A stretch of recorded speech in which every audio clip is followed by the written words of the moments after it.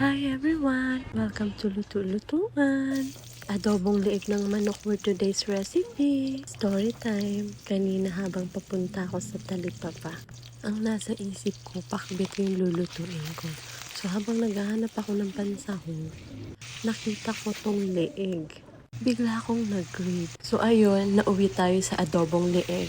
Bili ko nga pala dito 75 pesos, 150 raw yung kilo. Pinahiwa ko siya sa gitna, tapos sabi ko sa tindero, "Kuya, pwede po bang patanggal na rin ang esophagus?" Tapos sabi ng tindero, "Ay, kayo na po ang magtatanggal niyan." Na para bang ang daming customer, ako lang naman yung bumili. Okay lang sana kung maraming nakapila eh. Bigla ko tuloy naalala dati. Naranasan ko rin namang magtinda sa talipapa. Kapag may bumibili sa akin ng manok, kapag hiniwa ko, sinasama ko na tinatanggal ko na yung esophagus para pag uwi nila, hugasan nilang nila yung manok. Kasi ganun din naman eh. Naghiwa ka na ng manok, so ibsabay mo na yung esophagus, tatanggalin lang naman eh.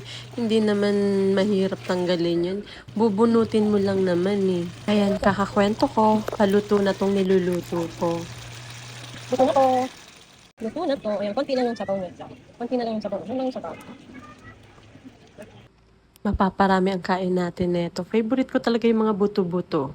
Thank you sa pagsama. Salamat sa panunood at pakikinig. God bless!